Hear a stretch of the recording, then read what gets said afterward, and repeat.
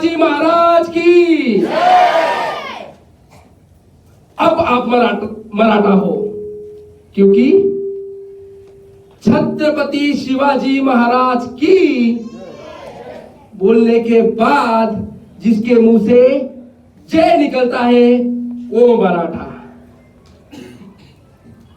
जिसके रगों में भगवा दौड़े वो मराठा। जिसके आंखों में दूसरों के लिए आंसू हो वो मराठा। जिसके हाथ में तलवार उठे तो रक्षा के लिए, और जिसके हाथ उठे तो भिक्षा के लिए, तो वो मराठा।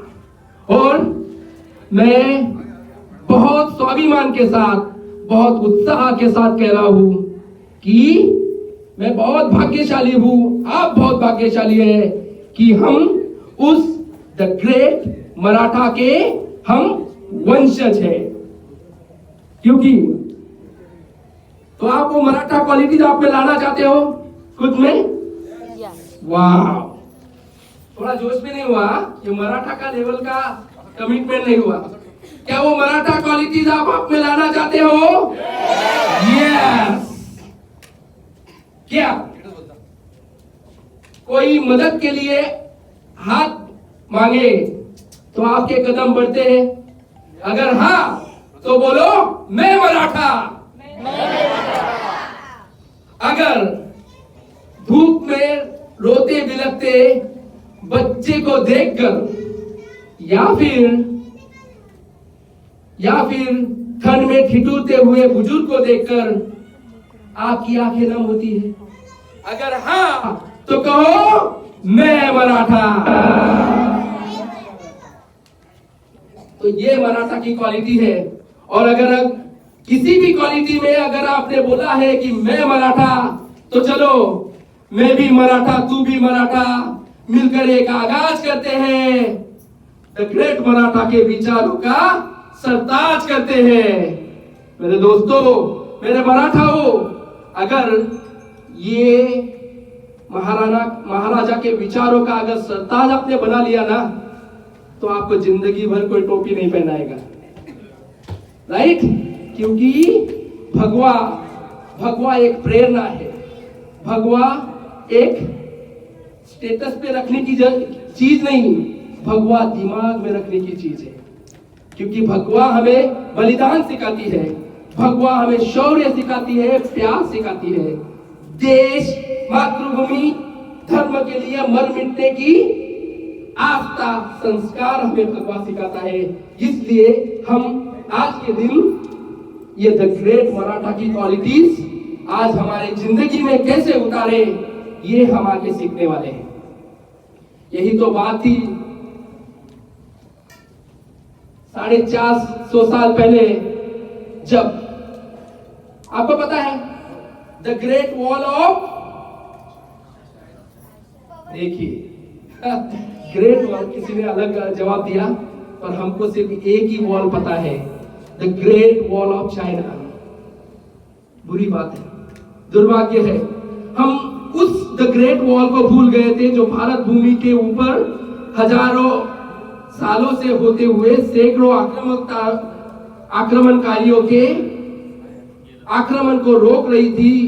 वो थी the great wall of Rajputana. जो जीता वो सिकंदर।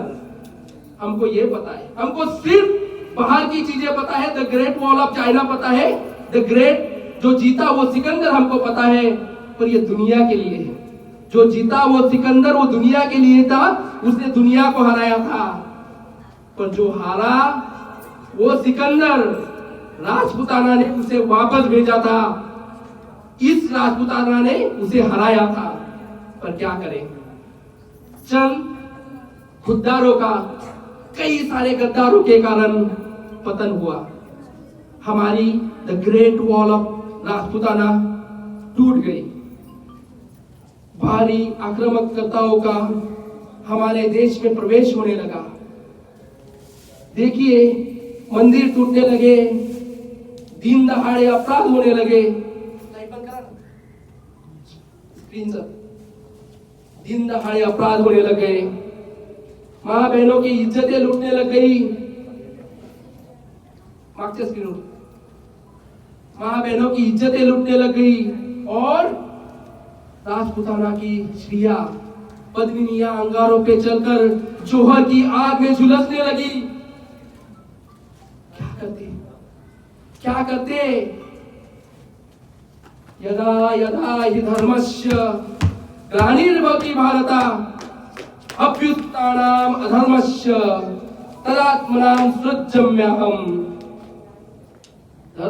धर्म संस्थापनार्थाय संभवामि युगे युगे।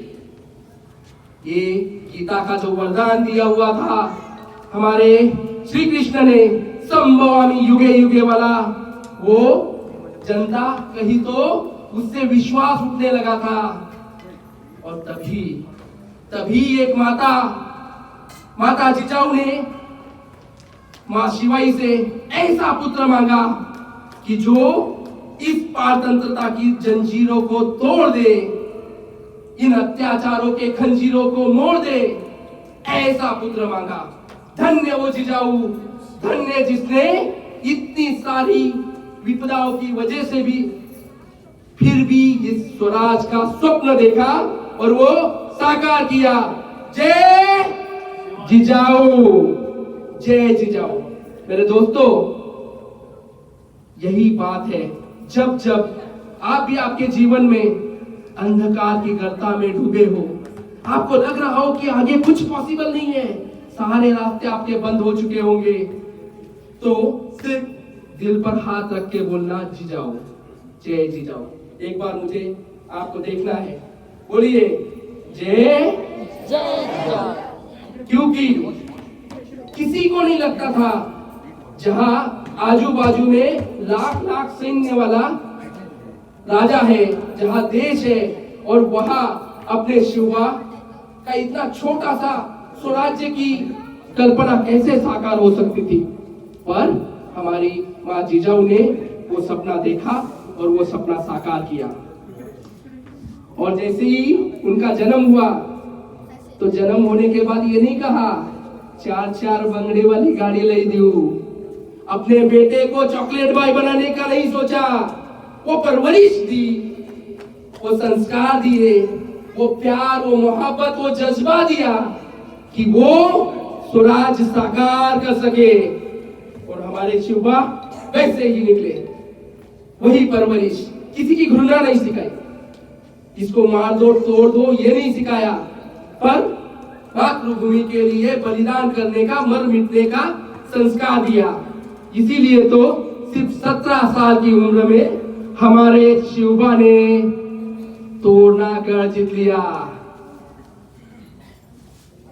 है ना गर्व की बात? इसीलिए हम कहते हैं द ग्रेट मराठा, जय शिवाजी।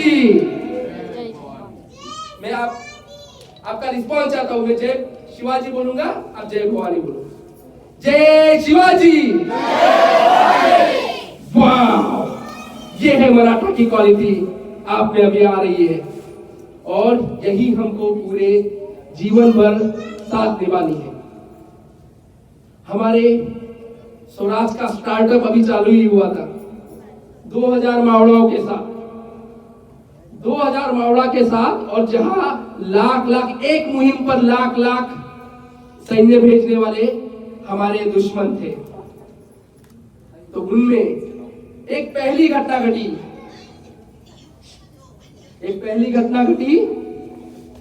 एक अफजल खान, बीजापुर का सरदार, अगर उसको देखो तो शैतान भी कम पड़े, इतना बड़ा। और औरंगजेब ने जो हमारे शिवबा को दक्खन का चुहा बोलता था, आज जब उसका पहाड़ गिरने लगा ना, तब उसने चैलेंज रखा उसके दरबार में, कौन लाएगा शिवबा को, मुर्दा या फिर आधा। जिंदा या मुर्दा नहीं कहा, क्योंकि वो डरता था कि अगर ये जिंदा आ गया तो क्या कर देगा। उसने कहा मुर्दा या आधा कौन लेकर आएगा। हर कोई डरता था। अरे 2000 के सैन्य से चालू किया हुआ, उसने कितने सरदारों को पछाड़ा है, कितने लोगों को हराया है, कौन जाएगा उसके पास? पर एक शैतान ने वो बीड़ा उठाया, कहा कि मैं जाऊंगा, शिवा को लेकर आऊंगा। ये लेकर सैन्य कितना लेकर आया? 40,000 40,000 सैन्य के साथ। और हमारे स्टार्टअप की क्या तब तक उम्र थी? कुछ साल।